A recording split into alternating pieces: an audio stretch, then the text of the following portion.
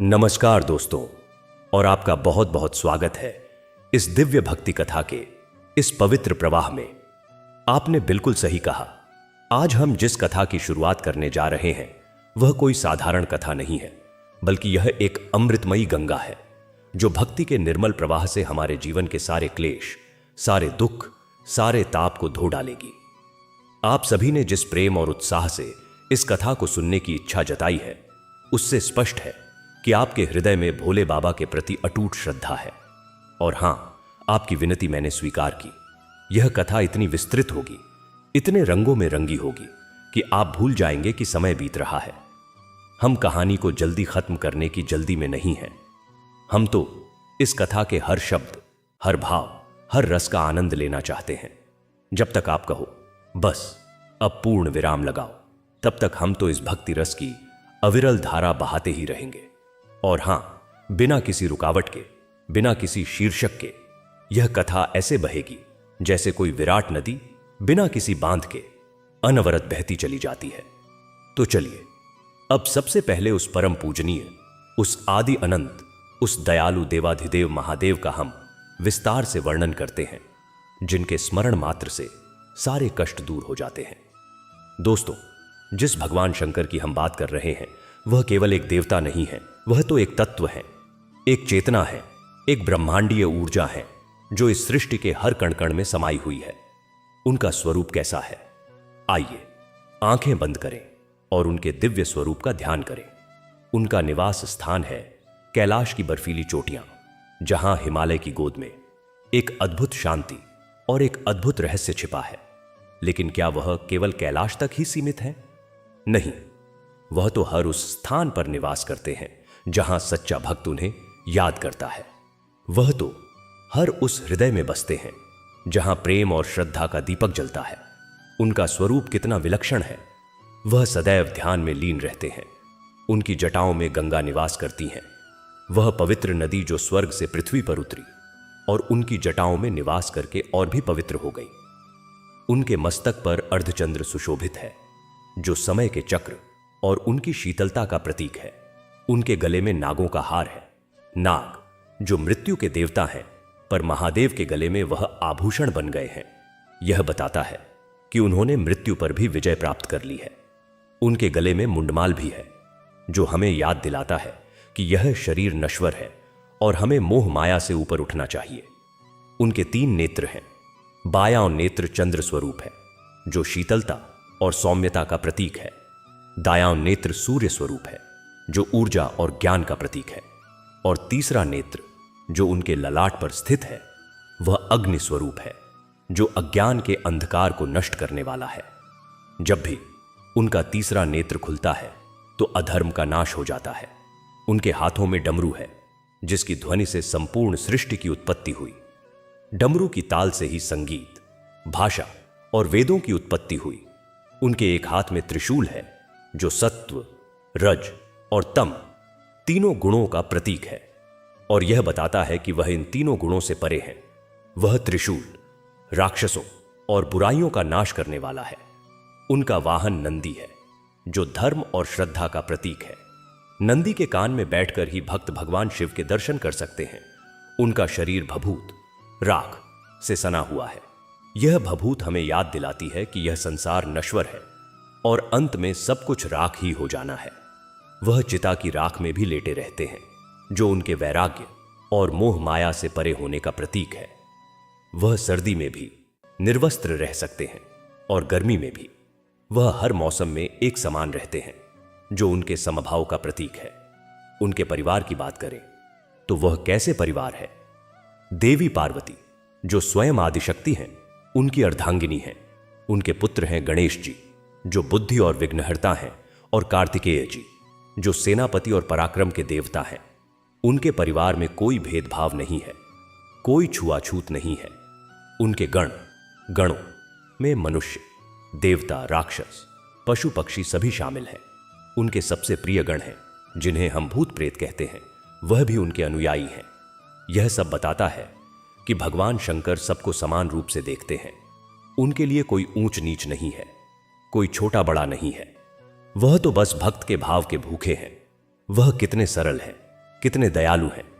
उनका एक नाम है भोलेनाथ, यानी जो बहुत जल्दी प्रसन्न हो जाते हैं। उन्हें मनाने के लिए महंगे पुष्पों की जरूरत नहीं, सोने चांदी के आभूषणों की जरूरत नहीं। एक लोटा जल, एक बिल्वपत्र, थोड़ा सा धतूरा, बस यही उनका प्रिय चढ़ावा है।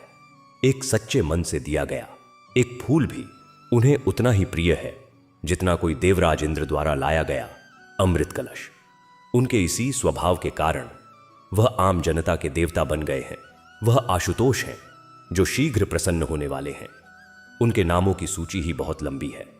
महाकाल, समय के देवता, नीलकंठ, जिन्होंने विष पी लिया, नटराज, नृत्य के राजा, चंद्रशेखर, जिनके मस्तक पर चंद्रमा है, गंगाधर, जिन्होंने गंगा को धारण किया, और भी अनगिनत। हर नाम उनके किसी न किसी गुण या लीला को प्रकट करता है। और उनके भक्त कैसे हैं? उनके भक्तों की सूची भी बहुत लंबी है। कोई रावण जैसा विद्वान और शक्तिशाली राक्षस है, तो कोई ग्वाला जैसा निर्धन और सीधा सादा व्यक्ति, कोई मार्कंडेय जैसा अल्पायु बालक है, तो कोई कण्णप्प जैसा शिकारी। भगवान शंकर ने सबको अपनी गोद में बिठाया, सबको वरदान दिए, सबकी रक्षा की। वह जाति पाति नहीं देखते, वह धन दौलत नहीं देखते, वह तो बस देखते हैं भक्त का प्यार, भक्त की निष्ठा, भक्त की सच्चाई। तो दोस्तों, यह है हमारे भोलेनाथ का स्वरूप। यह है वह परम कल्याणकारी, यह है वह सरल हृदय, यह है वह दीनबंधु। आज हम उन्हीं की एक अद्भुत कथा सुनने जा रहे हैं। यह कथा है एक गरीब ग्वाले की, जिसकी भक्ति ने उसके जीवन को ही बदल कर रख दिया और साथ ही उसके पूरे गांव का भाग्य भी जगमगा दिया। तो चलिए अब हम ले चलते हैं आपको उसी प्राचीन काल में, जब देवता और ऋषि मुनि धरती पर विचरण करते थे और जब भक्ति का अपना एक अलग ही महत्व था। चलते हैं उस छोटे से गांव की ओर जो किसी घने जंगल के किनारे बसा हुआ था। गांव का नाम था मधुपुर। मधुपुर डुनौपुर एक बहुत ही हरा भरा और खूबसूरत गांव था। चारों तरफ हरे भरे खेत, बीचों बीच बहती एक पतली सी नदी और दूर दूर तक फैले आम के बाग। गांव में ज्यादातर लोग किसान थे, कुछ ग्वाले थे और कुछ व्यापारी थे। गांव के बाहर एक पुराने पीपल के पेड़ के नीचे एक बहुत ही प्राचीन शिव मंदिर था। वह मंदिर बहुत बड़ा नहीं था, पर उसकी शोभा निराली थी। वहां एक सुंदर सा शिवलिंग विराजमान था और उस पर सदैव फूल और जल चढ़ा रहता था। गांव के लोग सुबह शाम वहां जाकर भगवान शंकर की पूजा किया करते थे। इसी गांव में रहता था एक ग्वाला। उसका नाम था गोपाल। नाम में ही गोपाल यानी गायों का पालनहार। गोपाल बचपन से ही अनाथ था। उसके माता पिता का साया उसके सिर से बहुत छोटी उम्र में ही उठ गया था। गांव के लोगों ने उसे पाल पोस कर बड़ा किया था, इसलिए उसका पूरा गांव ही उसका परिवार था। गोपाल के पास न तो कोई धन दौलत थी, न ही कोई बड़ा मकान। उसके पास बस एक छोटी सी झोपड़ी थी और कुछ गायें थीं जिन्हें वह बड़े प्यार से पालता था। वह रोज सुबह उठता, अपनी गायों को चराने के लिए जंगल ले जाता, शाम को वापस आता और अपनी झोपड़ी में अकेला रहता। उसके पास बस एक चीज थी, बहुत बड़ी, और वह थी भगवान शंकर के प्रति उसकी अटूट श्रद्धा और प्रेम। गोपाल को बचपन से ही एक बात पता थी कि उसके माता पिता नहीं हैं, पर उसके माता पिता से भी बढ़कर कोई है जो हमेशा उसके साथ है, और वह है भोलेनाथ। वह रोज सुबह नहा धोकर सबसे पहले उस पुराने शिव मंदिर में जाता। उसके पास चढ़ाने के लिए कुछ नहीं होता था, इसलिए वह जंगल से ताजे फूल तोड़ लाता या कभी बेलपत्र ले आता। वह एक छोटे से लोटे में पानी भर लाता और सच्चे मन से शिवलिंग पर जल चढ़ाता। उसकी आंखें बंद होती और होंठ फड़कते रहते, मानो वह भगवान से कुछ कह रहा हो। वह कुछ मांगता नहीं था, बस उनके सामने बैठकर उन्हें निहारता रहता और उसके मन में अपार शांति का अनुभव होता। गांव के कुछ लोग उस पर हंसते थे। वे कहते, देखो इस मूर्ख गोपाल को, रोज मंदिर जाता है, पर भगवान ने इसकी कभी सुनी।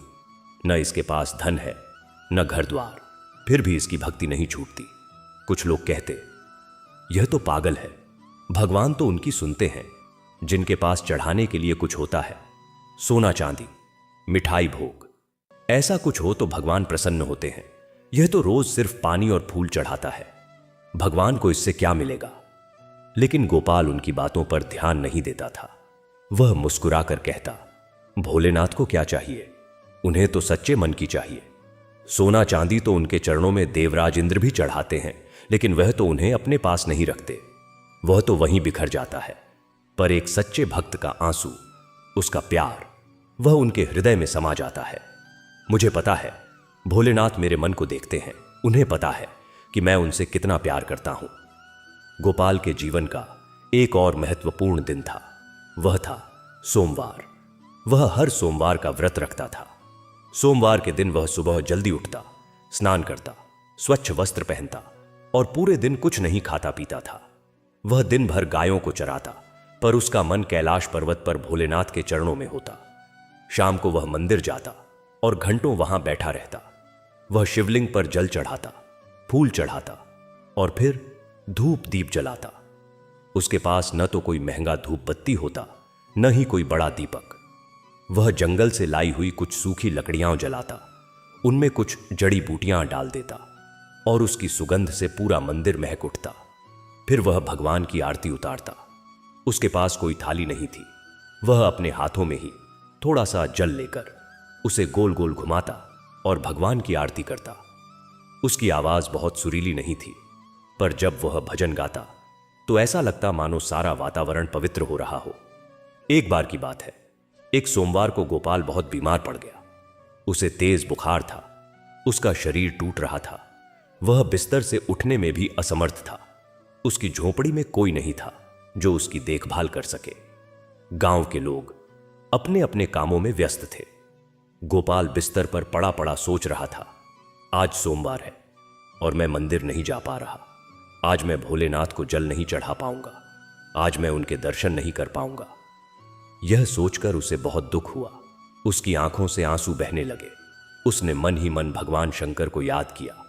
उसने अपने दोनों हाथ जोड़े और कहा, हे भोलेनाथ, मैं आपके दर्शन के लिए तरस रहा हूं।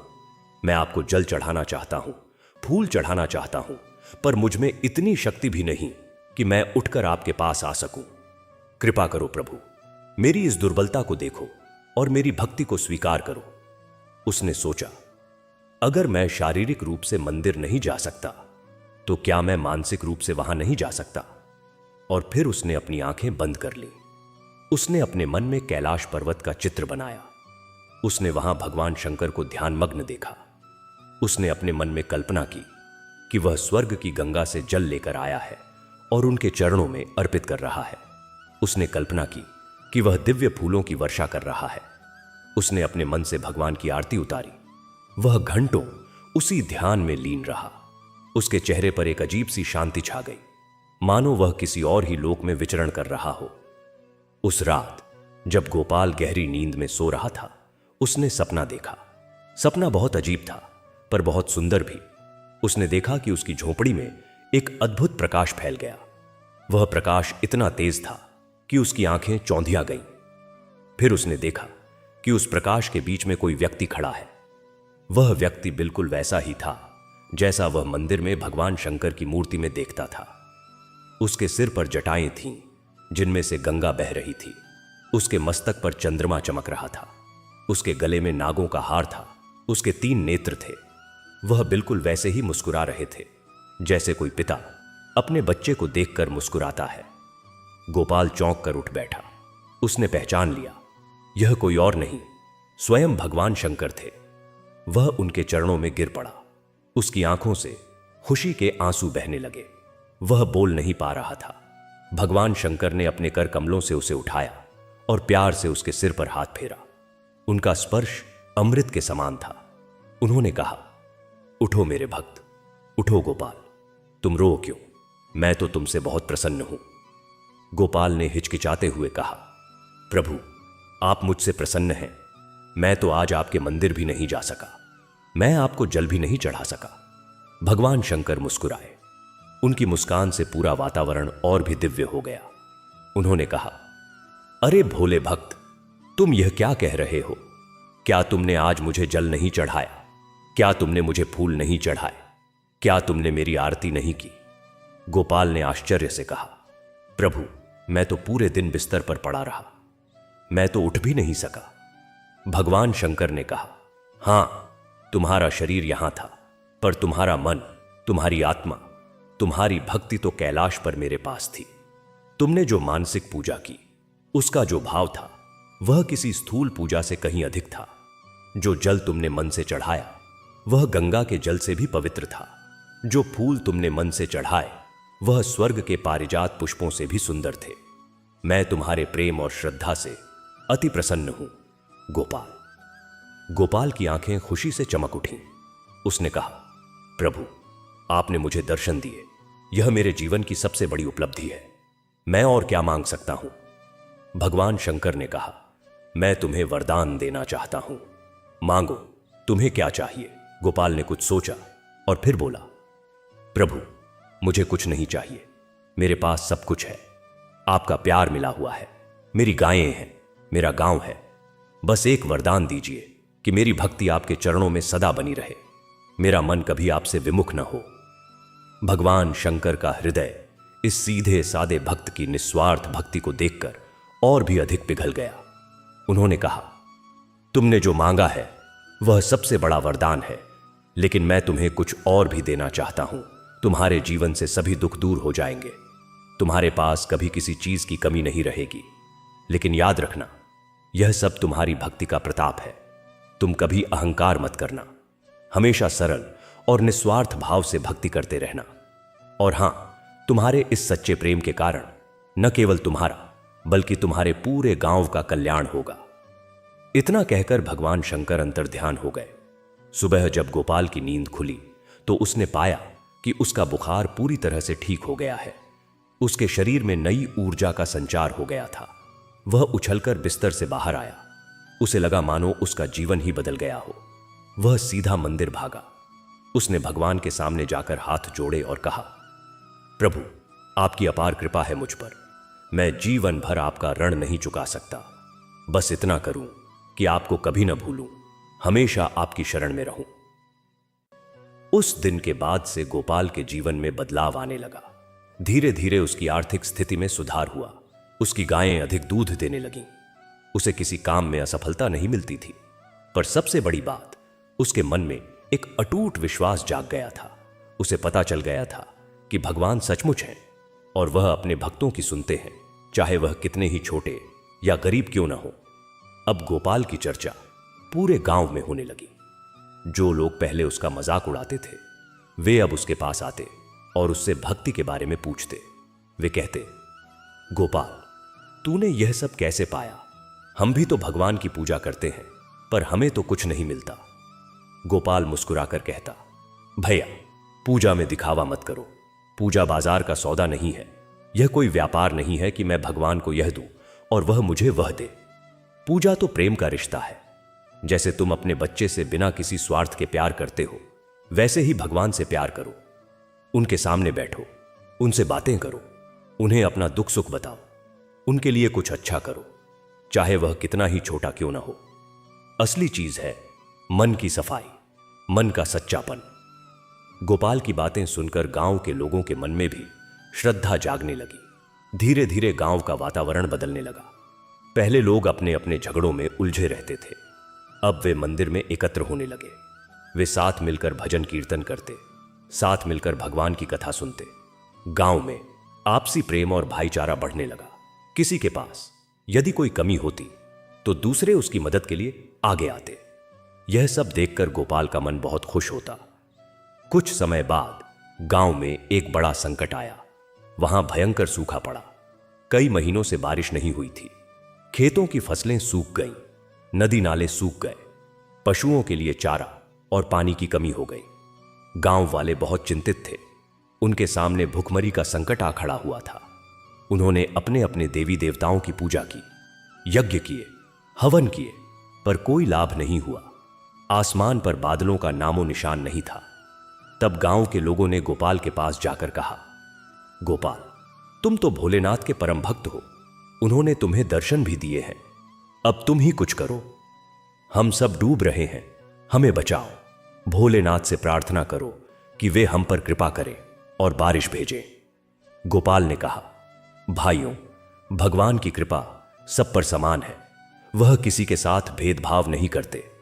हां, हमारी भक्ति में कमी हो सकती है, लेकिन अगर हम सब मिलकर सच्चे मन से उन्हें पुकारेंगे तो वह जरूर सुनेंगे। चलो हम सब मिलकर मंदिर चलते हैं और वहां सामूहिक प्रार्थना करते हैं। गांव के सभी लोग, बूढ़े, जवान, औरतें, बच्चे, सब गोपाल के साथ उस प्राचीन शिव मंदिर में गए।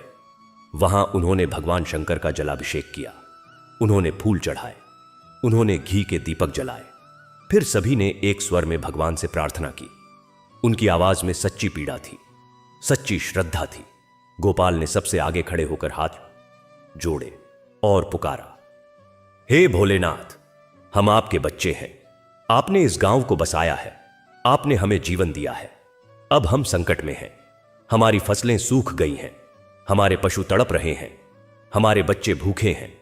हे दयालु, हे करुणामय, हे भक्तवत्सल, आप ही हमारी सुन सकते हैं। आप हम पर कृपा करें। बस एक बूंद पानी, बस एक बारिश की फुहार हमें दे दो, हम आपको कभी नहीं भूलेंगे। सभी लोग रो रो कर भगवान से प्रार्थना कर रहे थे। उनके आंसू धरती पर गिर रहे थे। उनकी प्रार्थना इतनी सच्ची थी, इतनी मार्मिक थी कि लगा मानो पूरा आकाश भी पिघल गया हो। और फिर चमत्कार हुआ। अचानक आसमान में काले काले बादल छा गए, गरज के साथ बिजली कड़की और फिर मूसलाधार बारिश शुरू हो गई। लोग खुशी से झूम उठे। वे बारिश में भीगते हुए नाचने लगे, गाने लगे। उनकी खुशी का ठिकाना नहीं था। वे गोपाल को गले लगाते और कहते, गोपाल, तुमने हमारी लाज रख ली, तुम्हारे भोलेनाथ ने हमारी सुन ली। गोपाल ने कहा, नहीं भाइयों, मैंने कुछ नहीं किया। यह आप सबकी सामूहिक भक्ति का प्रताप है। भोलेनाथ ने आप सबके सच्चे मन को देखा और प्रसन्न हो गए। यह उनकी कृपा है। उस दिन के बाद से गांव में हर साल एक मेला लगने लगा। उस दिन को गोपाल मेला या भक्ति मेला कहा जाने लगा। उस दिन सभी लोग एकत्र होते, भव्य शोभा यात्रा निकालते और भगवान शंकर की पूजा अर्चना करते। यह परंपरा आज भी कहीं ना कहीं जारी है, जो हमें याद दिलाती है कि सच्ची भक्ति की कोई सीमा नहीं होती, कोई शर्त नहीं होती। गोपाल बूढ़ा हुआ, पर उसकी भक्ति में कोई कमी नहीं आई। वह रोज मंदिर जाता और जब वह मंदिर नहीं जा पाता तो अपने मन ही मन भगवान का ध्यान करता। उसने पूरे जीवन यही सीखा और सिखाया कि भगवान को पाने के लिए बड़े बड़े यज्ञों की नहीं, बल्कि एक सच्चे और निस्वार्थ हृदय की आवश्यकता होती है। उसने यह सिद्ध कर दिखाया कि एक गरीब ग्वाला भी, जिसके पास देने के लिए कुछ नहीं है, अपने प्रेम और भक्ति के बल पर स्वयं भगवान को अपना बना सकता है। तो दोस्तों, यह थी गोपाल ग्वाले की अद्भुत कथा। इस कथा से हमें क्या सीख मिलती है? पहली सीख, भगवान की भक्ति के लिए धन दौलत की आवश्यकता नहीं है। आवश्यकता है तो बस सच्चे मन की, पवित्र भाव की। गोपाल के पास चढ़ाने को कुछ नहीं था, फिर भी उसकी भक्ति ने भगवान को पिघला दिया। दूसरी सीख, भगवान को दिखावा पसंद नहीं है, उन्हें पसंद है हमारा अंतकरण से किया गया प्रेम। बाजारू पूजा पाठ से अच्छी है वह मानसिक पूजा जो हम सच्चे हृदय से करते हैं। तीसरी सीख, सच्ची भक्ति से न केवल हमारा बल्कि हमारे आसपास के लोगों का भी कल्याण होता है।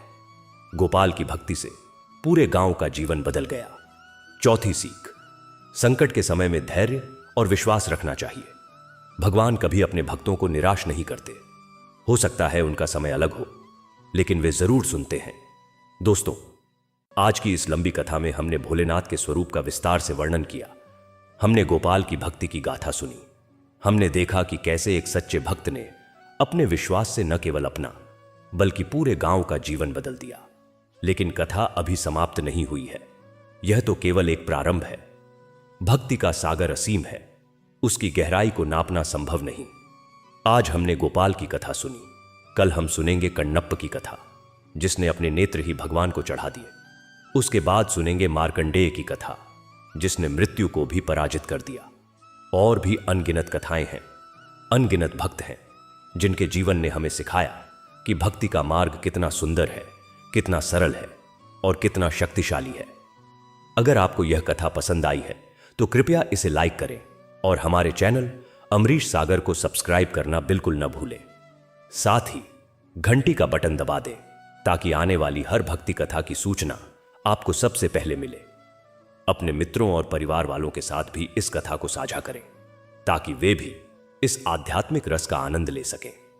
अब अगली कड़ी में हम एक और भी रोचक और प्रेरणादायक कथा लेकर आएंगे, लेकिन उससे पहले आइए हम सब मिलकर एक बार फिर भोलेनाथ का स्मरण करें, उनका ध्यान करें और उनसे प्रार्थना करें कि वे हम सब पर अपनी कृपा बनाए रखें, हम सबके जीवन में सुख शांति बनाए रखें और हम सबको सच्चे मन से भक्ति करने की शक्ति प्रदान करें। AUM नमः शिवाय, AUM नमः शिवाय, AUM नमः शिवाय। हर हर महादेव। और इस तरह गोपाल की कथा समाप्त नहीं होती, बल्कि यहां से एक नए अध्याय की शुरुआत होती है। दोस्तों, आपने गोपाल की सच्ची भक्ति का चमत्कार देखा, कैसे उसकी एक झलक ने पूरे गांव की किस्मत बदल दी। लेकिन क्या आप जानते हैं कि भक्ति का यह मार्ग कितना गहरा और विस्तृत है? आइए अब हम इसी कथा को और आगे बढ़ाते हैं और देखते हैं कि गोपाल के जीवन में आगे क्या हुआ और कैसे उसकी भक्ति ने और भी बड़े चमत्कारों को जन्म दिया। गोपाल के गांव में सूखा समाप्त होने के बाद वहां फिर से हरियाली छा गई, खेत लहलहाने लगे, नदियां फिर से जल से भर गईं और गांव में खुशहाली लौट आई। लोग गोपाल को आशीर्वाद देते नहीं थकते थे, पर गोपाल का विनम्र स्वभाव उसी तरह बना रहा। वह कहता, यह सब भोलेनाथ की कृपा है, मैं तो बस एक निमित्त मात्र हूं।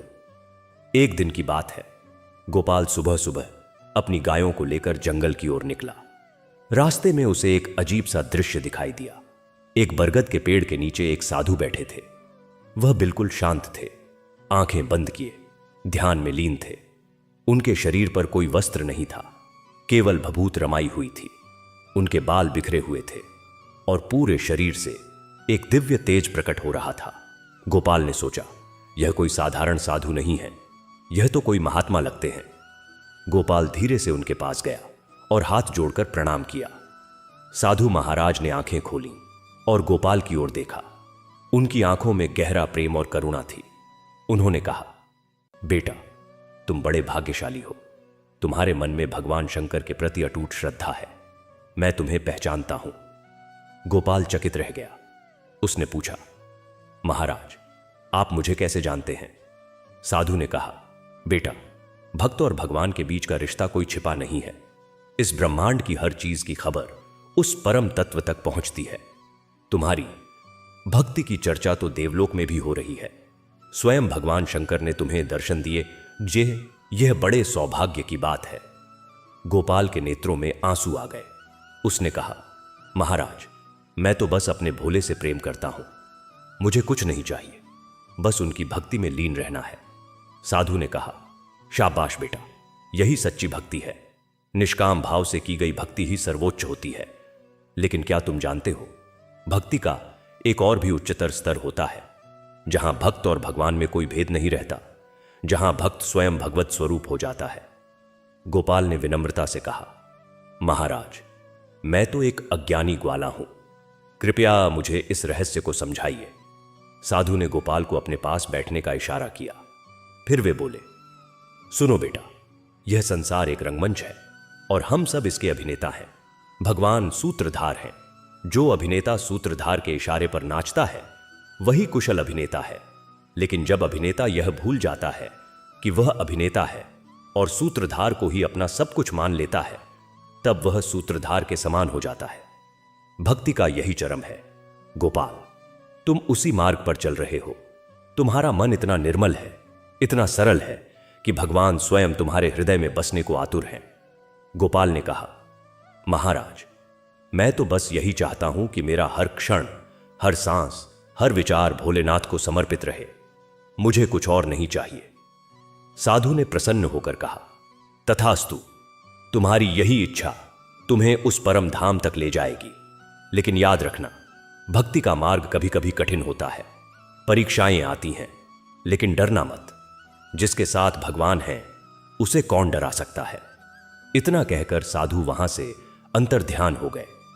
गोपाल को लगा जैसे यह कोई साधारण साधु नहीं, बल्कि स्वयं भगवान शंकर का ही कोई रूप थे, जो उसे और अधिक ज्ञान देने आए थे। वहां से लौटते समय गोपाल के मन में एक नई ऊर्जा का संचार हो रहा था। अब आगे की कथा सुनिए। गोपाल के गांव में एक बार फिर एक नया संकट आ खड़ा हुआ। इस बार सूखा नहीं था, बल्कि एक भयंकर महामारी फैल गई थी। गांव के बहुत से लोग बीमार पड़ गए, कई लोग तो मरने लगे। गांव में हाहाकार मच गया। लोग डर के मारे अपने अपने घरों में बंद हो गए। कोई किसी की मदद के लिए आगे नहीं आ रहा था। गोपाल का हृदय इस दृश्य को देखकर बहुत दुखी हुआ। वह सोचने लगा, यह तो मेरा ही गांव है, यह तो मेरे ही भाई बहन है, मैं कैसे चुपचाप बैठा रह सकता हूं। उसने भगवान शंकर से प्रार्थना की, हे भोलेनाथ, आपने मुझ पर इतनी कृपा की है, अब मुझे शक्ति दीजिए कि मैं इन दुखियारों की सेवा कर सकूं। मुझे रोग से डर नहीं लगता, बस आपका साथ हो, मैं सब कुछ कर सकता हूं। प्रार्थना करने के बाद गोपाल ने एक साहसिक निर्णय लिया। उसने अपनी झोपड़ी को एक छोटा सा औषधालय बना दिया। वह जंगल में जाता, जड़ी बूटियां ढूंढ लाता, उनका काढ़ा बनाता और बीमार लोगों को पिलाता। वह उनके पास जाता, उनकी सेवा करता, उन्हें ढाढ़स बंधाता। पहले तो लोग डरते थे कि कहीं यह बीमारी उन्हें भी न लग जाए, लेकिन गोपाल ने कहा, भोलेनाथ मेरे साथ हैं, मुझे किसी बीमारी का डर नहीं। गोपाल की निस्वार्थ सेवा देखकर धीरे धीरे गांव के कुछ और लोग भी आगे आए। उन्होंने भी गोपाल का साथ दिया। मिलजुल कर सबने महामारी का मुकाबला किया। गोपाल के बनाए काढ़े से बहुत से रोगियों को आराम मिला। धीरे धीरे महामारी कम होने लगी और कुछ ही महीनों में गांव से यह भयंकर रोग पूरी तरह समाप्त हो गया। गांव वालों की खुशी का ठिकाना नहीं था। वे गोपाल के पास आए और बोले, गोपाल, तूने एक बार फिर हम सब की जान बचाई है। इस बार तूने सूखे से नहीं, बल्कि इस जानलेवा महामारी से हमारी रक्षा की है। तू सचमुच हमारा देवता है। गोपाल ने हाथ जोड़कर कहा, नहीं भाइयों, मैं कोई देवता नहीं हूं, मैं तो बस आप सबका छोटा भाई हूं। यह सब भोलेनाथ की कृपा है। उन्होंने मुझे सेवा करने का मौका दिया और उन्होंने ही इन जड़ी बूटियों में शक्ति दी। सब उनका ही किया हुआ है। गांव वालों ने कहा, गोपाल, तू हमेशा यही कहता है कि सब भगवान का है, पर हम तो यह मानते हैं कि तू स्वयं भगवान का रूप है। तूने हमें सिखाया है कि सच्चा धर्म क्या है। सच्चा धर्म मंदिरों में बैठकर जप तप करना नहीं है, बल्कि दूसरों के दुख में काम आना है। तूने हमें यही सिखाया है। गोपाल की ख्याति अब दूर दूर तक फैल गई थी। दूर दूर से लोग उसके दर्शन के लिए आने लगे। उसकी सादगी, उसकी विनम्रता और उसकी भक्ति की चर्चा चारों ओर होने लगी। कुछ लोग उसे संत कहने लगे, कुछ महात्मा। पर गोपाल का जीवन बिल्कुल वैसा ही बना रहा जैसा पहले था। वह रोज सुबह गायें चराने जाता, रोज मंदिर जाता और रोज भोलेनाथ की भक्ति में लीन रहता। लेकिन अब उसकी भक्ति में एक नया रंग आ गया था। अब वह केवल अपने लिए नहीं, बल्कि सबके लिए प्रार्थना करता। वह भगवान से प्रार्थना करता कि सबको सुख मिले, सबको शांति मिले, सबको स्वास्थ्य मिले। उसकी प्रार्थना में स्वार्थ का लेश भी नहीं था। एक दिन गोपाल की झोपड़ी पर एक बूढ़ी महिला आई। वह बहुत दुबली पतली थी, उसके कपड़े फटे हुए थे और वह बहुत रो रही थी। गोपाल ने उसे देखा तो उसका हृदय द्रवित हो गया। उसने उसे अपनी झोपड़ी में बैठाया, पानी पिलाया और पूछा, माई, तुम इतनी दुखी क्यों हो, क्या हुआ? बूढ़ी महिला ने रोते हुए कहा, बेटा, मैं बहुत दूर से आई हूं। मेरा एक इकलौता बेटा है, वह बहुत बीमार है। उसे कोई भयानक रोग हो गया है। गांव के वैद्य ने कह दिया कि अब यह ठीक नहीं हो सकता। मैंने सुना है कि यहां एक महात्मा रहते हैं जो भगवान भोलेनाथ के परम भक्त हैं और उनकी कृपा से बीमारियों को ठीक कर देते हैं। मैं उन्हीं महात्मा की खोज में यहां आई हूं। क्या तुम मुझे उन महात्मा के पास ले जा सकते हो? गोपाल मुस्कुराया और बोला, माई, यहां कोई महात्मा नहीं रहता। यहां तो बस एक ग्वाला रहता है जो भोलेनाथ का भक्त है। चलो, मैं तुम्हारे साथ चलता हूं और तुम्हारे बेटे को देखता हूं। भोलेनाथ की कृपा से कुछ न कुछ जरूर होगा। गोपाल उस बूढ़ी महिला के साथ उसके गांव जा गया। वहां उसने उसके बेटे को देखा। वह सचमुच बहुत बीमार था, मरणासन्न अवस्था में पड़ा था। गोपाल ने भगवान शंकर का स्मरण किया और फिर अपने साथ लाई हुई जड़ी बूटियों का काढ़ा उसे पिलाया। उसने उसके सिर पर हाथ रखा और भगवान से प्रार्थना की, हे भोलेनाथ, तुम सब रोगों के नाशक हो, तुम सब दुखों के हरता हो। इस निर्दोष बालक पर कृपा करो, इसकी मां की लाज रख लो। गोपाल की प्रार्थना सुनकर लगा मानो सारा वातावरण पवित्र हो गया। और फिर चमत्कार हुआ। उस बीमार बालक ने आंखें खोलीं, उसके चेहरे पर रंग लौट आया, वह धीरे धीरे ठीक होने लगा। कुछ ही दिनों में वह पूरी तरह स्वस्थ हो गया। उसकी मां की खुशी का ठिकाना नहीं रहा। वह गोपाल के चरणों में गिर पड़ी और बोली, बेटा, तू सचमुच भगवान का रूप है। तूने मेरे बेटे को नया जीवन दिया है। गोपाल ने उसे उठाया और कहा, माई, यह मत कहो, मैं कुछ नहीं हूं, यह तो भोलेनाथ की कृपा है। उन्होंने तुम्हारे आंसू देखे और तुम्हारे बेटे की रक्षा की। तुम उनका धन्यवाद करो। यह घटना सुनकर आसपास के गांवों में भी गोपाल की चर्चा होने लगी। लोग उसे भक्त गोपाल और गोपाल भाई कहकर पुकारने लगे। लेकिन इन सब बातों का गोपाल के मन पर कोई असर नहीं हुआ। वह हमेशा की तरह सरल और विनम्र बना रहा। अब एक और रोचक मोड़ आता है इस कथा में। उन दिनों उस प्रदेश पर एक अत्याचारी राजा का शासन था। राजा का नाम था दुर्जन सिंह। वह बहुत क्रूर और अभिमानी था। उसे अपने बल और वैभव पर बहुत घमंड था। वह अपने राज्य में किसी को अपने से बड़ा नहीं समझता था। उसने सुना कि उसके राज्य में एक ग्वाला रहता है जिसे लोग भगवान का अवतार मानने लगे हैं।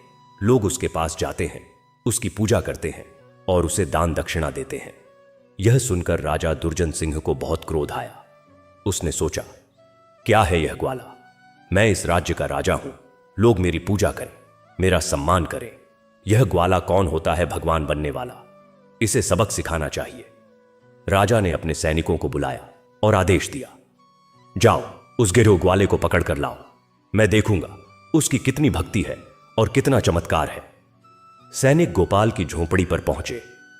उस समय गोपाल अपनी झोंपड़ी के बाहर बैठा भजन गा रहा था। सैनिकों ने उसे घेर लिया और कहा, ग्वाले, राजा का हुक्म है, हमारे साथ राजमहल चलो। गोपाल ने शांत भाव से कहा, जैसी राजा की इच्छा, मैं चलने को तैयार हूं, लेकिन पहले मुझे अपनी गायों के लिए चारा डालने दो और भोलेनाथ को जल चढ़ाने दो। सैनिक हैरान रह गए। उन्हें उम्मीद थी कि यह ग्वाला डरकर उनसे रोने गिड़गिड़ाने लगेगा, लेकिन वह तो बिल्कुल शांत था, मानो किसी त्योहार पर जा रहा हो। उन्होंने कहा, हां हां, जल्दी करो। गोपाल ने गायों को चारा डाला, उनके सिर पर प्यार से हाथ फेरा और फिर मंदिर गया। उसने शिवलिंग पर जल चढ़ाया, फूल चढ़ाए और भगवान से प्रार्थना की, हे भोलेनाथ, राजा ने मुझे बुलाया है। मुझे नहीं पता कि वह क्या करेगा, लेकिन आप मेरे साथ हैं, इसलिए मुझे किसी बात का डर नहीं है। बस इतनी कृपा करो कि मेरा मन आपसे कभी विमुख न हो। प्रार्थना करके गोपाल सैनिकों के साथ राजमहल की ओर चल दिया। रास्ते में बहुत से लोगों ने उसे देखा। वे दुखी हुए और सोचने लगे कि राजा इस निर्दोष ग्वाले के साथ क्या करेगा। पर गोपाल ने सबको मुस्कुराकर आशीर्वाद दिया और कहा, डरो मत, भोलेनाथ सब अच्छा ही करेंगे।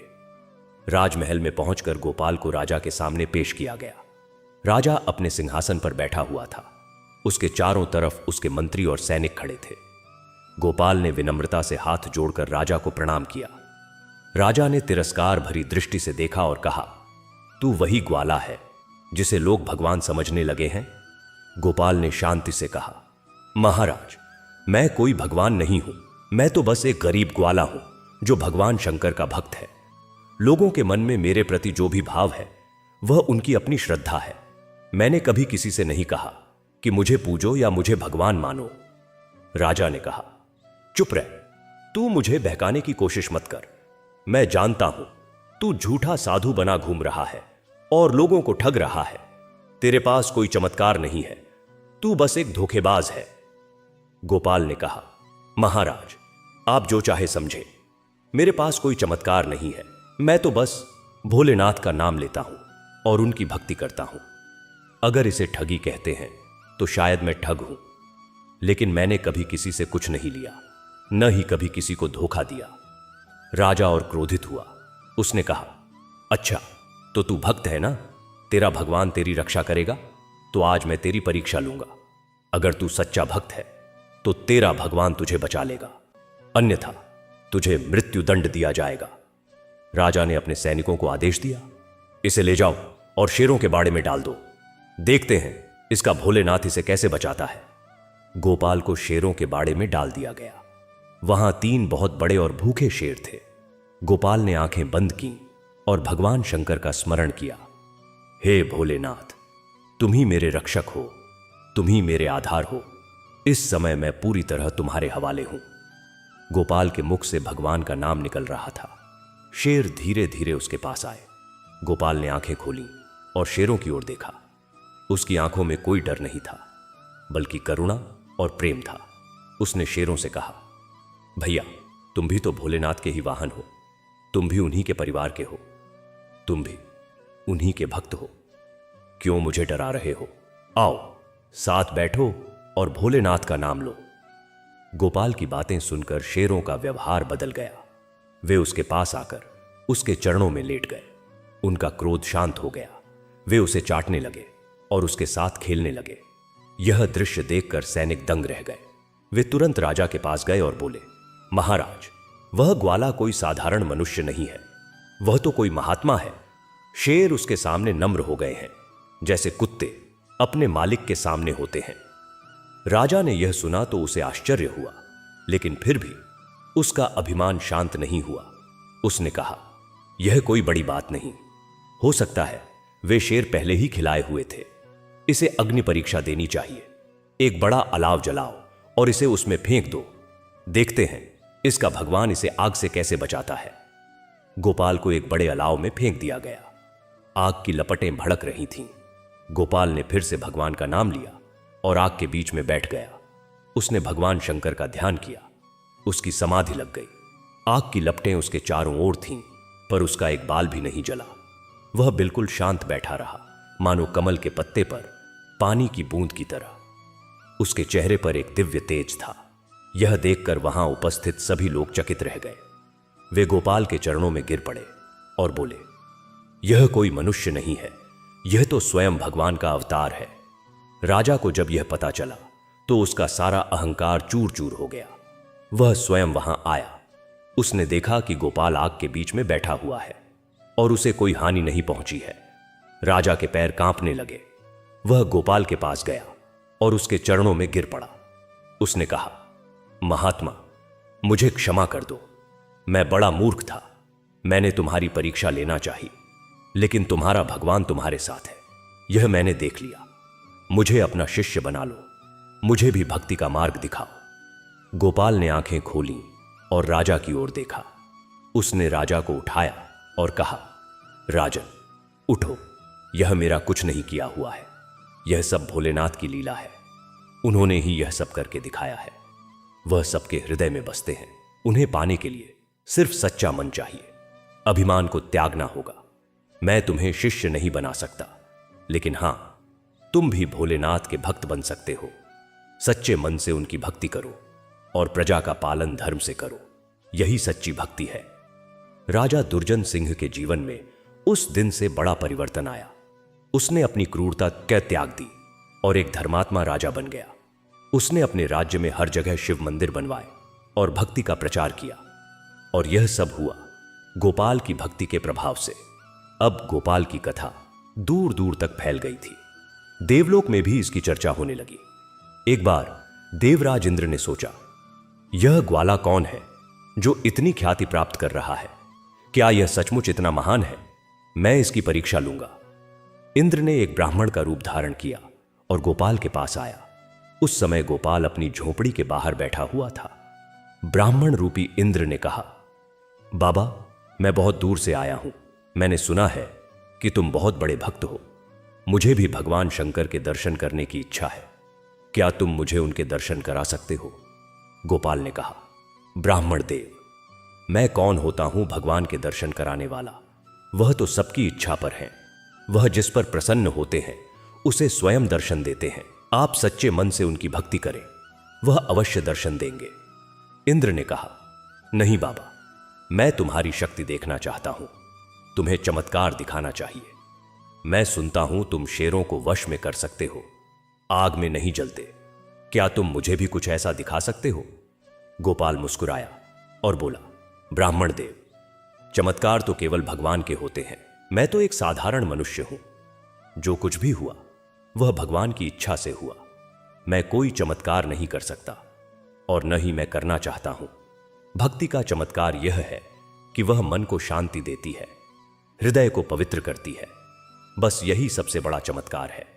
इंद्र ने सोचा, यह सचमुच कोई साधारण भक्त नहीं है, इसे अपनी शक्तियों पर घमंड नहीं है, यह तो निष्काम भक्त है। इंद्र ने अपना असली रूप धारण किया और कहा, गोपाल, मैं इंद्र हूं, मैं तुम्हारी परीक्षा लेने आया था। तुमने बड़ी सरलता से मेरी परीक्षा पास कर ली। तुम सच्चे भक्त हो। मैं तुम्हें आशीर्वाद देता हूं कि तुम्हारा नाम युगों युगों तक अमर रहेगा। गोपाल ने हाथ जोड़े और कहा, देवराज, आपका आशीर्वाद मेरे लिए बहुत है, लेकिन मैं तो बस यही चाहता हूं कि मेरा मन सदा भोलेनाथ की भक्ति में लगा रहे, और कुछ नहीं चाहिए। इंद्र वहां से प्रसन्न होकर चले गए। गोपाल की कीर्ति और बढ़ी, पर वह उसी सादगी से जीवन व्यतीत करता रहा। अब कथा एक और मोड़ लेती है। गोपाल अब वृद्ध हो गया था। उसके बाल सफेद हो गए थे, लेकिन उसकी आंखों में वही चमक थी, उसके चेहरे पर वही तेज था। वह रोज मंदिर जाता, पर अब चलने में उसे कठिनाई होती थी। एक दिन उसने सोचा, अब मैं रोज मंदिर नहीं जा पाता, क्या करूं? तब उसने अपनी झोपड़ी के पास ही एक छोटा सा शिवलिंग स्थापित किया।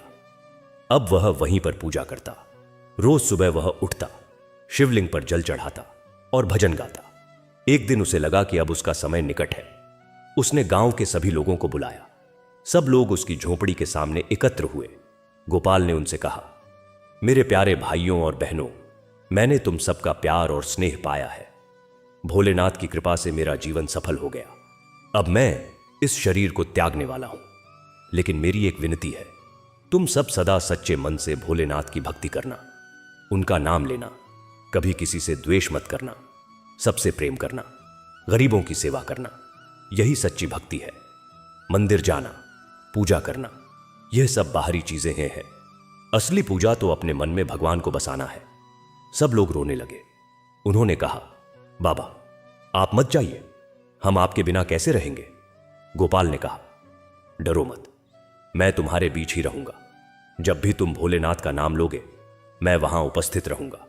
मैं तुम सबके हृदय में बसूंगा। फिर गोपाल ने अपने हाथ जोड़े, आंखें बंद कीं और भगवान शंकर का स्मरण किया। हे भोलेनाथ, आपने मुझे इस जीवन में सब कुछ दिया। आपने मुझे दर्शन दिए। आपने मुझे अपने भक्तों की सेवा करने का सर्फ कर दिया। अब मैं आप में विलीन होना चाहता हूं। मुझे अपने चरणों में स्थान दीजिए। गोपाल की अंतिम सांसें चल रही थीं। अचानक वहां एक दिव्य प्रकाश हुआ। सबने देखा कि आकाश से एक दिव्य विमान उतर रहा है। उसमें भगवान शंकर और माता पार्वती विराजमान थे।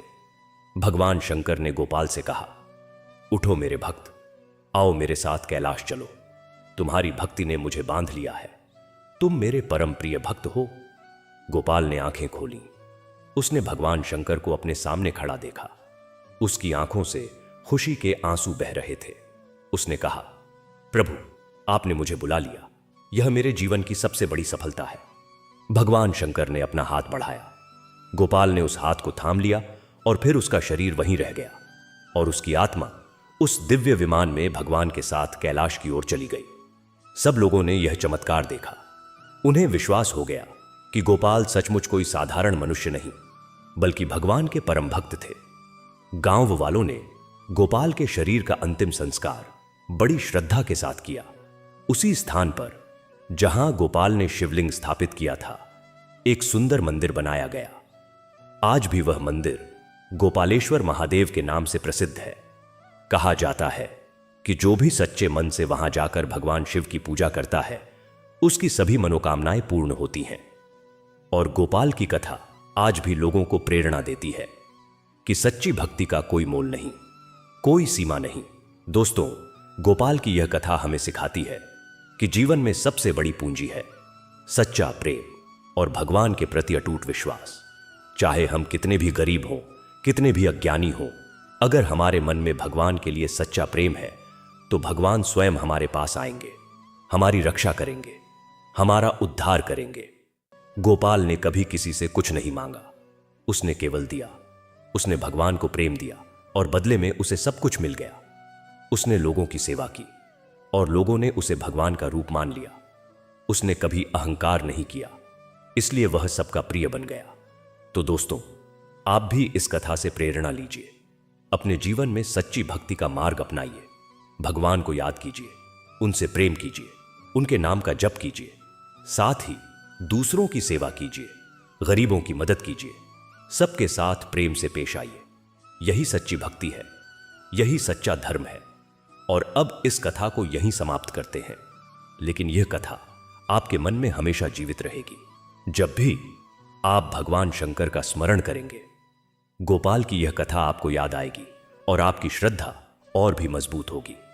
एयूएम नमः शिवाय, एयूएम नमः शिवाय, एयूएम नमः शिवाय, हर हर महादेव। और इस प्रकार गोपाल की कथा समाप्त होती है, लेकिन भक्ति की यह गंगा निरंतर प्रवाहित होती रहती है।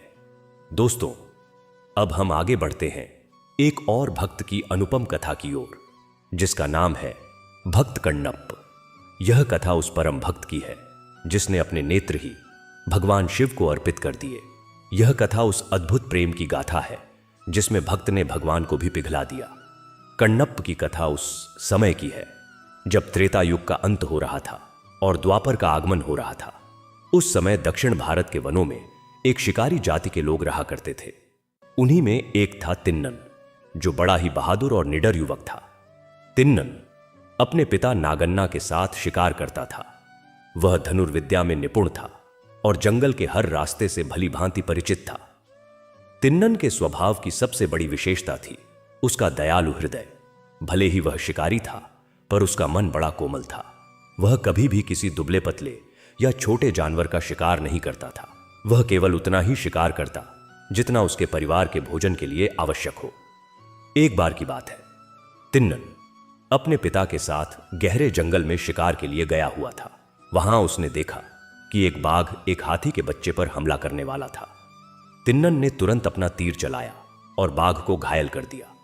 बाघ वहां से भाग गया और हाथी का बच्चा बच गया। उस दिन तिन्नन को लगा जैसे उसने कोई बहुत बड़ा पुण्य किया हो। उन्हीं दिनों की बात है। एक बार तिन्नन अपने साथियों के साथ शिकार के लिए बहुत दूर जंगल में निकल पड़ा। वे लोग घने जंगलों और पहाड़ियों को पार करते हुए एक अज्ञात स्थान पर पहुंच गए। वह स्थान बहुत ही सुंदर और रहस्यमयी था।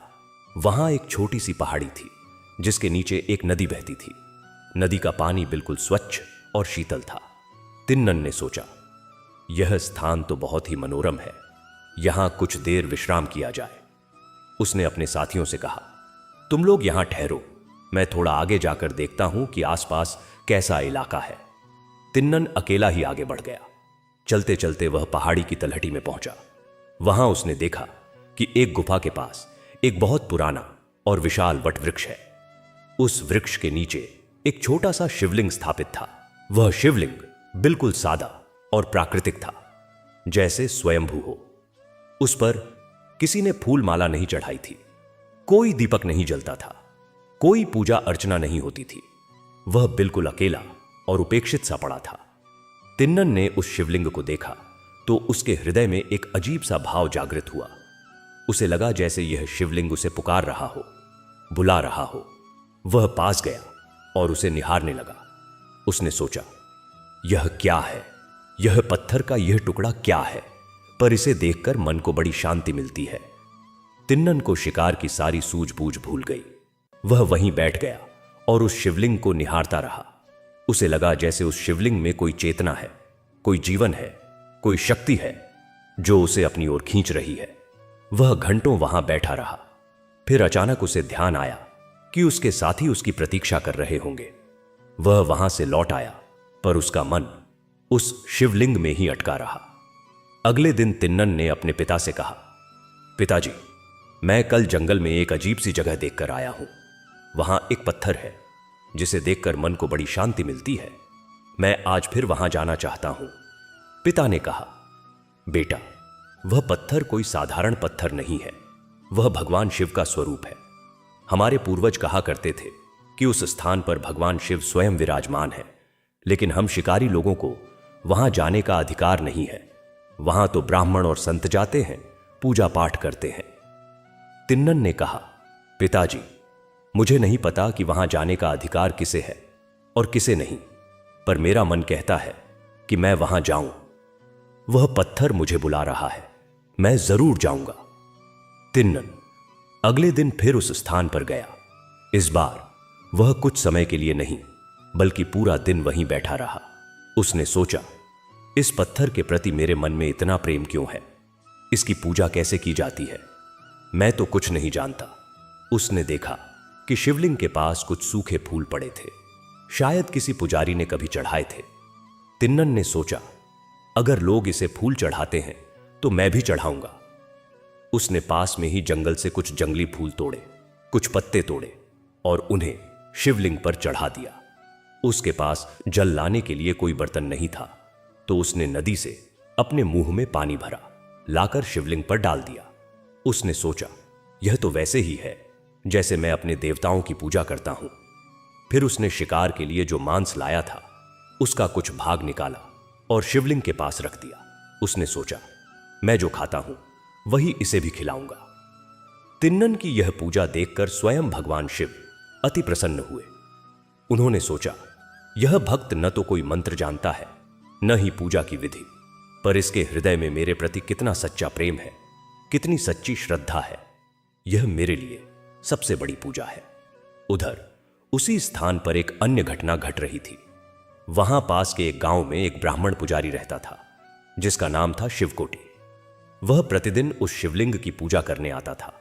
वह बड़े विधि विधान से स्नान करता, शुद्ध वस्त्र पहनता, गंगाजल, बेलपत्र, फूल, चंदन, धूप दीप आदि लेकर आता और घंटों पूजा अर्चना करता था।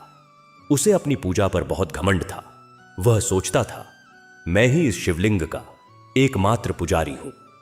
मेरी पूजा से ही भगवान प्रसन्न होते हैं। एक दिन शिवकोटि पूजा के लिए आया तो उसने देखा कि शिवलिंग पर किसी और ने फूल चढ़ाए हैं। वहां जल बिखरा हुआ है और सबसे आश्चर्य की बात, पास में मांस के टुकड़े रखे हैं। शिवकोटि क्रोध से आग बबूला हो गया। उसने सोचा, किसी अज्ञानी ने इस पवित्र स्थान को अपवित्र कर दिया है। किसी मांसाहारी ने यहां मांस रख दिया है। यह बहुत बड़ा पाप है। उसने गुस्से में उन मांस के टुकड़ों को दूर फेंक दिया, शिवलिंग को फिर से गंगाजल से धोया और अपनी विधिवत पूजा की। अगले दिन जब वह आया तो फिर वही हाल था। शिवलिंग पर फूल पत्ते चढ़े थे, जल बिखरा था और मांस के टुकड़े रखे थे। शिवकोटि को बहुत क्रोध आया। उसने सोचा, यह कौन मूर्ख है जो ऐसा कर रहा है? मैं इसे सबक सिखाऊंगा। उसने छिपकर देखने का निश्चय किया। अगले दिन वह सुबह सुबह ही आ गया और एक झाड़ी के पीछे छिप गया। थोड़ी देर बाद उसने देखा कि एक शिकारी हाथ में धनुष बाण लिए शिवलिंग की ओर आ रहा है। उस शिकारी ने नदी से पानी भरा, लेकिन किसी बर्तन में नहीं बल्कि अपने मुंह में भरा। फिर उसने शिवलिंग पर वह पानी डाला। फिर उसने जंगली फूल चढ़ाए और फिर उसने अपने झोले से मांस निकाला और शिवलिंग के पास रख दिया। यह सब करके वह शिवलिंग के सामने खड़ा हो गया और उसे निहारने लगा। उसकी आंखों में अद्भुत प्रेम था। शिवकोटि क्रोध से पागल हो गया। वह झाड़ी से बाहर निकला और चिल्लाया, अरे दुष्ट, तू कौन है जो इस पवित्र स्थान को अपवित्र कर रहा है? तूने यहां मांस क्यों रखा? तूने अपने मुंह से पानी क्यों डाला? तूने बिना स्नान किए, बिना शुद्ध हुए इस शिवलिंग को क्यों छुआ? तिन्नन ने शिवकोटि की बातें सुनी। वह थोड़ा घबराया, पर उसने विनम्रता से कहा, महाराज, मैं कोई दुष्ट नहीं हूं। मैं एक शिकारी हूं। मुझे नहीं पता कि पूजा कैसे की जाती है, पर इस पत्थर को देखकर मेरा मन बहुत खुश होता है। मुझे लगता है कि यह पत्थर जीवित है। यह मुझसे बातें करता है, इसलिए मैं इसे अपने मन से पूछता हूं। मेरे पास न कोई बर्तन है, न फूल, न जल, तो मैं जो कुछ कर सकता हूं वही करता हूं। अगर मुझसे कोई गलती हुई है तो क्षमा करे। शिवकोटि ने कहा, गलती? तूने अपराध किया है। यह शिवलिंग भगवान शंकर का प्रतीक है।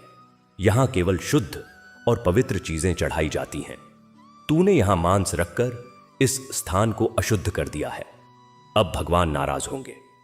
तिन्नन ने कहा, महाराज, मुझे मालूम नहीं था। मैं तो बस इतना जानता हूं कि मैं जो खाता हूं वही अपने इष्ट देव को भी खिलाता हूं। मैं क्षमा चाहता हूं। अगर आप चाहें तो मैं यहां फिर कभी नहीं आऊंगा। शिवकोटि ने कहा, हां, अब से तू यहां कभी मत आना।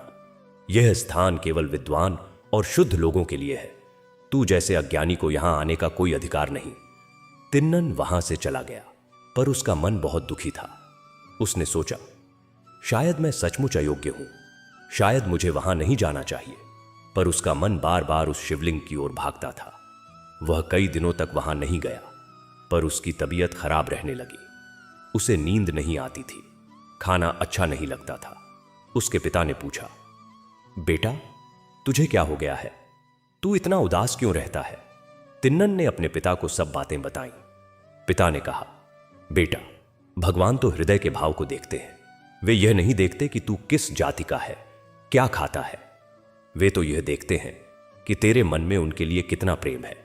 यदि तेरा मन उस स्थान पर जाने को विवश है तो तुझे जाना चाहिए, पर अब तू वहां किसी को बिना बताए मत जा। जा, उस पुजारी से मिल और उसे समझा कि तू केवल भगवान के दर्शन करना चाहता है। तिन्नन ने पिता की बात मानी। वह शिवकोटि के पास गया और उससे बोला, महाराज, मैं आपसे क्षमा मांगने आया हूं। मैं भगवान के दर्शन के लिए तरस रहा हूं। क्या मैं आपकी आज्ञा से वहां जा सकता हूं? मैं केवल दूर से दर्शन करूंगा, कुछ भी स्पर्श नहीं करूंगा। शिवकोटि ने घृणा से देखा और कहा, तू फिर आ गया। मैंने तुझे मना कर दिया था। तू अशुद्ध है, तू अज्ञानी है, तू मांसाहारी है। तेरा वहां जाना ही अपवित्रता है। चला जा यहां से। तिन्नन का हृदय टूट गया। वह वहां से लौट आया। उसने सोचा, भगवान, मैं तुमसे मिलना चाहता हूं, पर लोग मुझे रोकते हैं। क्या तुम भी मुझे रोकोगे? क्या तुम भी मुझे अयोग्य समझोगे? उसने आंखें बंद की और उस शिवलिंग का ध्यान किया।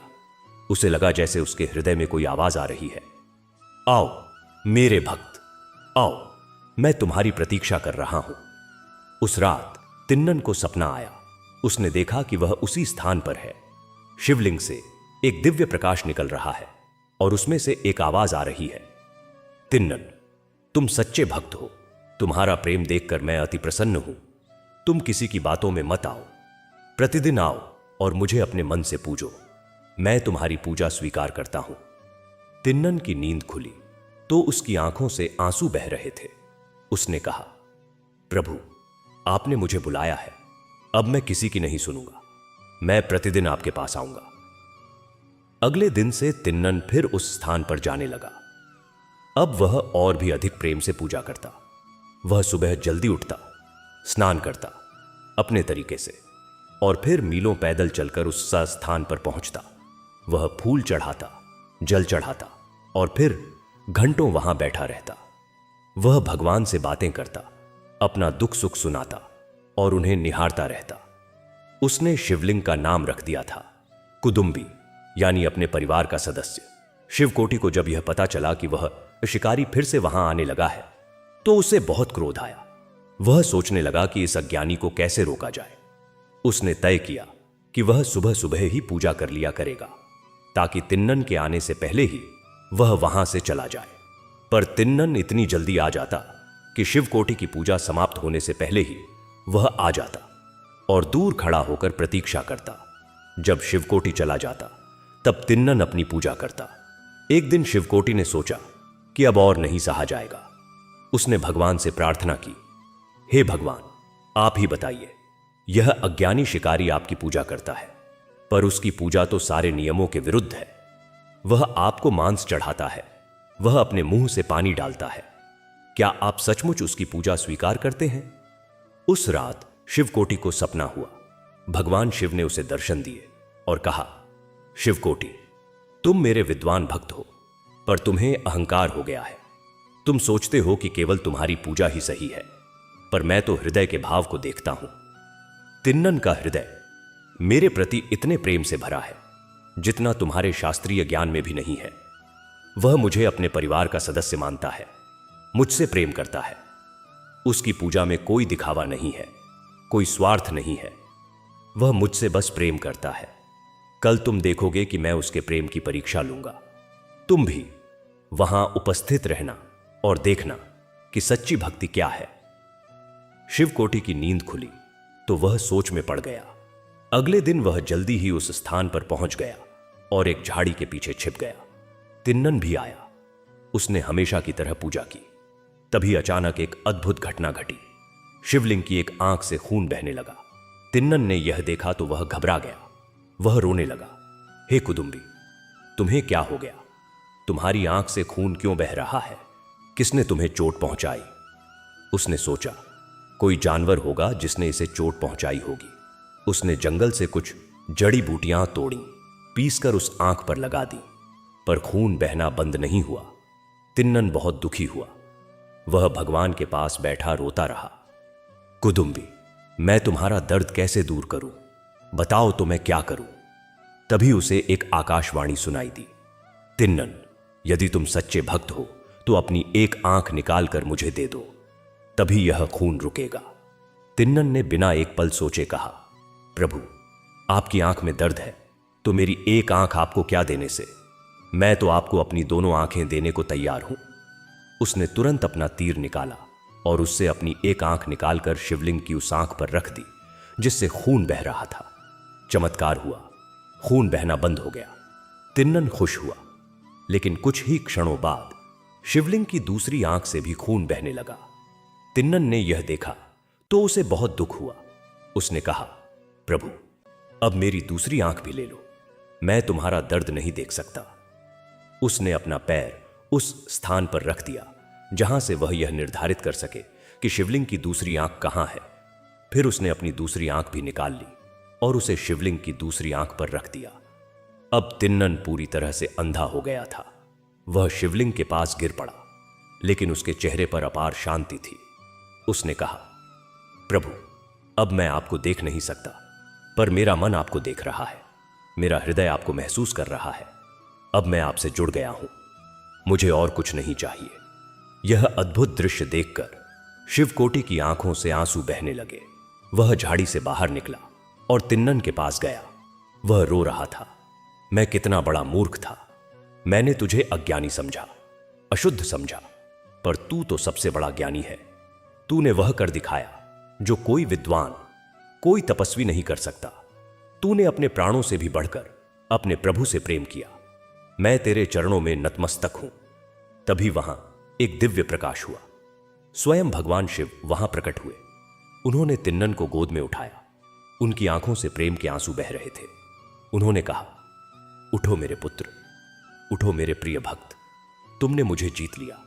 तुमने सिद्ध कर दिया कि भक्ति में कोई जाति नहीं, कोई ऊंच नीच नहीं, कोई नियम कायदा नहीं। भक्ति तो बस प्रेम का नाम है, और तुमने तो वह प्रेम किया है जो अनुपम है, अद्वितीय है। भगवान शिव ने अपने हाथ से तिन्नन की आंखों पर स्पर्श किया। तिन्नन को तुरंत दिव्य दृष्टि मिल गई। उसने देखा कि उसके सामने स्वयं भगवान शंकर खड़े हैं। उनके साथ माता पार्वती हैं। तिन्नन के आनंद का ठिकाना न रहा। वह भगवान के चरणों में गिर पड़ा। भगवान शिव ने कहा, तिन्नन, अब से तुम कण्णप के नाम से जाने जाओगे। कर्ण यानी नेत्र और अप यानी पिता। तुमने मुझे अपने नेत्र अर्पित किए, इसलिए तुम कण्णप हो। तुम मेरे परम प्रिय भक्त हो। मैं तुम्हें वरदान देता हूं कि तुम इसी रूप में मेरे साथ कैलाश पर सदा के लिए निवास करोगे, और जो भी भक्त सच्चे मन से तुम्हारी कथा सुनेगा उसकी सभी मनोकामनाएं पूर्ण होंगी। कण्णप ने हाथ जोड़े और कहा, प्रभु, आपकी कृपा मुझ पर सदा बनी रहे। मैं और कुछ नहीं चाहता। शिवकोटि भी भगवान के चरणों में गिर पड़ा और बोला, प्रभु, मुझे क्षमा करें, मैं अहंकार में था। मैंने इस महान भक्त को नहीं पहचाना। भगवान शिव ने कहा, शिवकोटि, तुम भी मेरे भक्त हो, तुम्हारी पूजा भी मुझे प्रिय है, पर याद रखना, शास्त्रों का ज्ञान अहंकार के लिए नहीं बल्कि विनम्रता सिखाने के लिए है। जाओ, अब से तुम दोनों मिलकर मेरी भक्ति का प्रचार करो। कण्णप और शिवकोटि ने साथ मिलकर भगवान शिव की भक्ति का प्रचार किया। कण्णप की कथा आज भी हमें सिखाती है कि भगवान को पाने के लिए बड़े बड़े यज्ञों की नहीं बल्कि एक सच्चे और निस्वार्थ हृदय की आवश्यकता होती है। भगवान तो भाव के भूखे हैं, भोजन के नहीं। तो दोस्तों, यह थी भक्त कण्णप की अद्भुत और हृदय स्पर्शी कथा। इस कथा से हमें क्या सीख मिलती है? पहली सीख, भगवान की भक्ति में जाति पाति का कोई बंधन नहीं है। एक शिकारी जिसे पूजा का कोई ज्ञान नहीं था, अपने सच्चे प्रेम के बल पर भगवान को जीत लिया। दूसरी सीख, भगवान के लिए सबसे बड़ी पूजा है हमारा निस्वार्थ प्रेम। जब हम बिना किसी स्वार्थ के बिना किसी अपेक्षा के भगवान से प्रेम करते हैं तो वह हम पर प्रसन्न होते हैं। तीसरी सीख, अहंकार सबसे बड़ा शत्रु है। शिवकोटि विद्वान था, पर उसके अहंकार ने उसे सत्य से दूर रखा। जैसे ही उसने अहंकार त्यागा, उसे ज्ञान हुआ। चौथी सीख, सच्ची भक्ति के लिए बलिदान की आवश्यकता होती है। कण्णप ने अपने प्राणों से भी प्यारी अपनी आंखें भगवान को अर्पित कर दी। यह सर्वोच्च बलिदान है। दोस्तों, कण्णप की यह कथा हमें याद दिलाती है कि हम भले ही कितने भी साधारण हों, हमारा प्रेम असाधारण हो सकता है। हम भले ही कितने भी अज्ञानी हों, हमारी भक्ति ज्ञान से बढ़कर हो सकती है। भगवान तो बस हमारे मन की सच्चाई देखते हैं। अब इस कथा के बाद हम आगे बढ़ते हैं एक और अनुपम भक्त की कथा की ओर, जिसका नाम है भक्त मार्कंडेय। यह कथा उस बालक की है जिसने मृत्यु को भी मात दे दी, केवल अपनी भक्ति के बल पर। मार्कंडेय की कथा प्राचीन काल की है। उस समय एक महान ऋषि थे जिनका नाम था मृकंडू। वे बहुत ही तपस्वी और विद्वान ऋषि थे। उनकी पत्नी का नाम था मरुद्वती। दोनों बहुत धर्मपरायण थे, लेकिन उनके कोई संतान नहीं थी। वे इस बात से बहुत दुखी रहते थे। उन्होंने कई वर्षों तक कठोर तपस्या की, कई व्रत रखे, कई यज्ञ किए, पर संतान सुख नहीं मिला। एक दिन मृकंडू ऋषि ने सोचा, क्यों न मैं भगवान शिव की आराधना करूं। वह तो भोलेनाथ हैं, भक्तों पर जल्दी प्रसन्न होते हैं, शायद वही मेरी मनोकामना पूर्ण करे। उन्होंने अपनी पत्नी से कहा, प्रिय, मैं भगवान शंकर की कठोर तपस्या करने जा रहा हूं, तुम भी यहां रहकर उनकी आराधना करो। हो सकता है वह हम पर प्रसन्न हो और हमें संतान का वरदान दे। मृकंडू ऋषि जंगल में गए और उन्होंने भगवान शिव की घोर तपस्या शुरू कर दी। वे कई वर्षों तक तपस्या करते रहे। उन्होंने कठिन व्रत रखे, कई बार निर्जल रहे, कई बार खुले आकाश के नीचे सोए, कई बार पंचाग्नि तपस्या की। उनकी तपस्या से तीनों लोक तपने लगे। देवता भी चिंतित हो गए। अंत में भगवान शिव प्रसन्न हुए। वे मृकंडू ऋषि के सामने प्रकट हुए। उनके दिव्य तेज से सारा जंगल जगमगा उठा। मृकंडू ऋषि ने भगवान को देखा तो वे आनंद से भर गए। वे उनके चरणों में गिर पड़े। भगवान शिव ने कहा, उठो ऋषिवर, मैं तुम्हारी तपस्या से अति प्रसन्न हूं। मांगो, तुम्हें क्या वरदान चाहिए। मृकंडू ऋषि ने हाथ जोड़कर कहा, प्रभु, मैं और मेरी पत्नी संतान सुख से वंचित हैं। हम चाहते हैं कि हमें एक संतान प्राप्त हो। कृपया हमें यह वरदान दीजिए।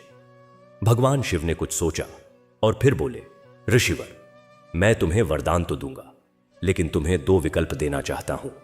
तुम चाहो तो एक संतान पैदा होगी जो बहुत गुणवान, विद्वान और धर्मात्मा होगी, पर केवल 16 वर्षों तक जीवित रहेगी। दूसरा विकल्प यह है कि तुम्हें एक संतान होगी जो दीर्घायु तो होगी और पर मूर्ख और अधर्मी होगी। अब तुम जो चाहो वह चुन लो। मृकंडू ऋषि बहुत देर तक सोचते रहे। अंत में उन्होंने कहा, प्रभु, मैं पहला विकल्प चुनता हूं। मैं एक गुणवान और धर्मात्मा पुत्र चाहता हूं, चाहे वह थोड़े समय के लिए ही क्यों न हो। कम समय के लिए सही, पर उसका जीवन सार्थक होना चाहिए। भगवान शिव ने कहा, तथास्तु, तुम्हें ऐसा ही पुत्र प्राप्त होगा। उसका नाम मार्कंडेय होगा।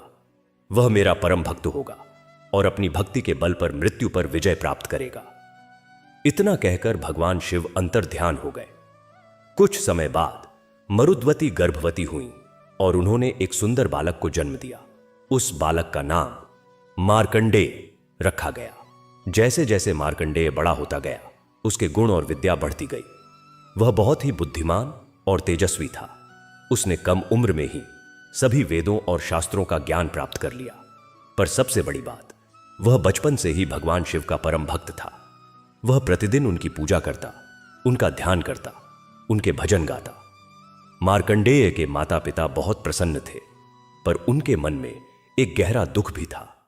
उन्हें पता था कि भगवान शिव के वरदान के अनुसार मार्कंडेय केवल 16 वर्षों तक ही जीवित रहेगा। जैसे जैसे समय बीतता गया, उनकी चिंता बढ़ती गई। मार्कंडेय 15 वर्ष का हो गया, फिर 16वें वर्ष में प्रवेश कर गया। अब उसके जीवन का अंतिम वर्ष चल रहा था। मार्कंडेय के माता पिता बहुत दुखी थे, पर उन्होंने मार्कंडेय को कुछ नहीं बताया। मार्कंडेय अपनी भक्ति में लीन रहता था। उसे अपने अल्प जीवन का कोई ज्ञान नहीं था। 16वें वर्ष का अंतिम दिन आ गया। उस दिन मार्कंडेय के माता पिता बहुत दुखी थे। वे रो रहे थे। मार्कंडेय ने उनसे पूछा, माता पिता, आप लोग इतने दुखी क्यों हैं? क्या कोई संकट आ गया है? माता पिता ने रोते हुए उसे सारी बात बता दी। उन्होंने कहा, बेटा, आज तुम्हारे जीवन का अंतिम दिन है। आज सूर्यास्त के बाद यमराज तुम्हें लेने आएंगे। हम तुमसे बिछड़ जाएंगे। मार्कंडेय ने यह सुना तो वह कुछ देर के लिए चुप रहा। फिर उसने साहसपूर्वक कहा, माता पिता, आप डरो मत। मैं भगवान शिव का भक्त हूं। वह मेरी रक्षा करेंगे। कोई भी मुझे उनकी शरण से नहीं छीन सकता। मैं आज पूरे दिन उनकी आराधना करूंगा और उनसे प्रार्थना करूंगा कि वह मेरी रक्षा करे। मार्कंडेय एक शिव मंदिर में गया। वहां उसने भगवान शिव का अभिषेक किया, फूल चढ़ाए, धूप दीप जलाया और फिर वह शिवलिंग के सामने बैठ गया। उसने अपनी आंखें बंद की और भगवान शिव का ध्यान करने लगा। वह निरंतर यम नमः शिवाय का जप करता रहा। उसकी भक्ति में इतनी तन्मयता थी कि उसे समय का भान ही नहीं रहा। सूर्यास्त हो गया, अंधेरा छा गया। मार्कंडेय की पूजा जारी थी। तभी वहां एक भयंकर आवाज हुई। यमराज वहां प्रकट हुए। उनका रूप बड़ा भयानक था। उनके शरीर का रंग काला था। उनके हाथ में दंड था और वे भैंसे पर सवार थे। उनके चारों ओर उनके दूत खड़े थे। यमराज ने कहा, मार्कंडेय, तुम्हारा समय पूरा हो गया है। मेरे साथ चलो। मार्कंडेय ने आंखें खोली।